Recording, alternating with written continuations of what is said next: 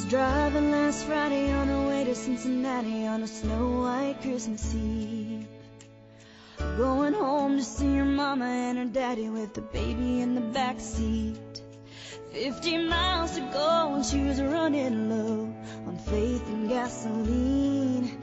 It'd been a long, hard year. She had a lot on her mind and she didn't pay attention. She was going way too fast.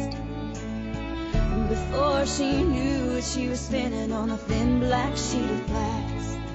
She saw both their lives flash before her eyes. She didn't even have time to cry. She was so scared. She threw her hands up in the air.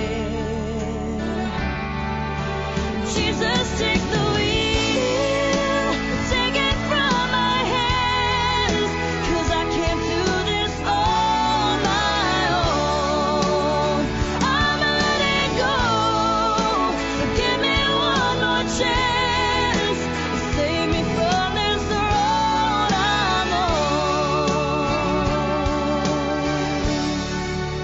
Jesus, take the wheel.